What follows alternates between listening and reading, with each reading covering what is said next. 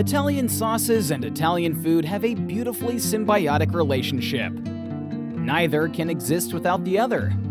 From pasta with pesto to spaghetti alla Bolognese.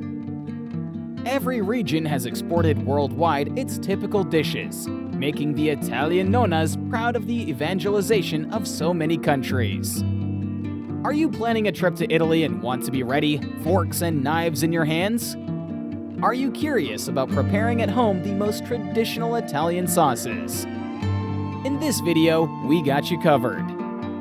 Welcome back to Town Travel Tips.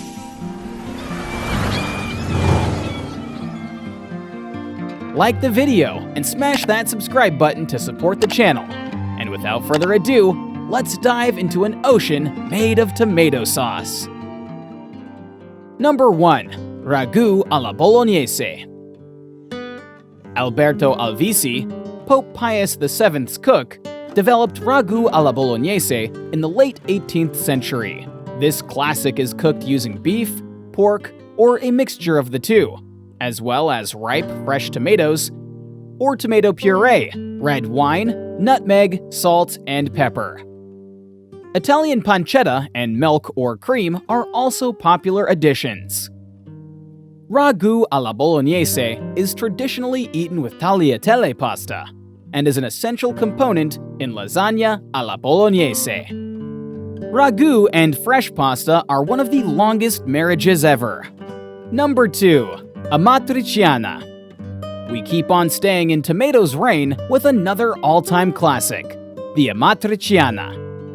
The iconic Amatriciana sauce, named after Amatrice, a rural town in the hills northeast of Rome, is often considered a part of the Holy Trinity of Roman pasta, along with carbonara and Cacio e Pepe. Amatriciana was created in the 17th century by combining chopped tomatoes with fat produced from juicy chunks of guanciale, which is a very tender pork cheek. Grated pecorino on top of a mountain of bucatini, a type of pasta like spaghetti but thicker and with a small hole in the middle, completes this masterpiece. We stay in Rome with carbonara. Carbonara can be eaten everywhere in Rome or in Italy, but it is a recent dish with less than 80 years of history. Legend has it that back in 1944, an American soldier mixed spaghetti with his ration of powdered eggs, bacon, and liquid cream. Real carbonara today follows two simple rules. Rule number 1, it will never be served with bacon or pancetta. Guanciale is the right ingredient. Rule number 2, heavy cream must not be added. Eggs, pecorino romano, parmigiano reggiano, and pepper are the only other ingredients. Carbonara without eggs is called Gricia. Do you know what carbonara is called without using eggs and guanciale instead? It is called Cacio e Pepe and Gricia. Cacio e Pepe is another typical dish from Rome, made with spaghetti and, literally, cheese and pepper. Pecorino romano is mixed with pepper and some drops of the cooking water to create a very creamy sauce that covers one of the most simple yet delicious Italian pastas. As said, Cacio e Pepe is the father of Gricia, which has guanciale added, and Gricia with eggs is carbonara, while Gricia with tomatoes is Amatriciana. Roman cuisine is simple after all. Pesto. Pesto Genovese is a sauce from Genoa in the Italian Riviera. It's traditionally made with basil, garlic, pine nuts, olive oil, and cheeses like Parmigiano Reggiano or Pecorino. It gets its name from the Italian word pestare, which means to pound or crush, and refers to the traditional process of creating the sauce with a mortar and pestle. Pesto is claimed to have roots with the ancient Romans, who ate a paste called moretum, which was formed by mashing together cheese, herbs, and garlic. Pesto is typically served with fresh pasta like trofi or tornette, and should not be confused with pesto siciliano, made with ricotta and tomatoes. Number 6. Marinara. Marinara means sailor, and according to some beliefs, This red sauce from Naples received its name since it was prepared by sailors. Marinara was both long-lasting and simple to prepare, making it a perfect condiment for lengthy journeys. It blends tomatoes, garlic, fresh basil, and extra virgin olive oil to make a sauce very rich and tasty that matches perfectly not only with freshly made pasta, but also with flatbread like pizza or bruschetta. Extraordinarily Mediterranean, marinara sauce is expressive of the Italian food tradition. Simple and beautiful. Number 7. Walnut sauce. Ligurian walnut sauce, like other types of pesto, began as a condiment created with a pestle and mortar.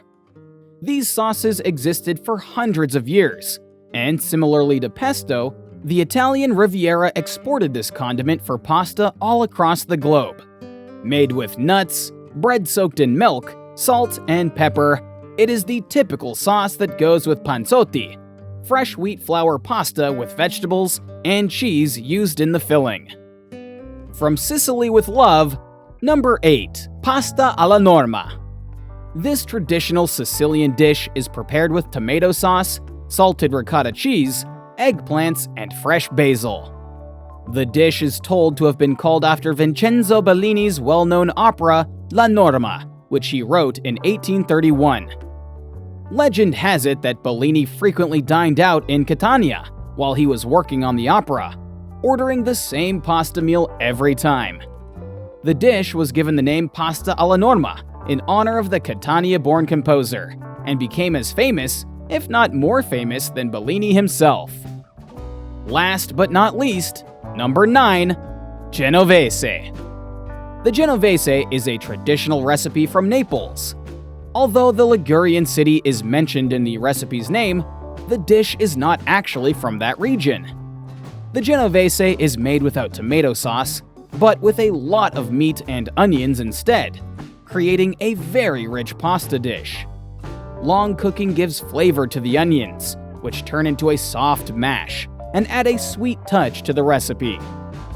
The Genovese Ragù typically pairs with ziti, and it is one of the best comfort food Italian cuisines can offer.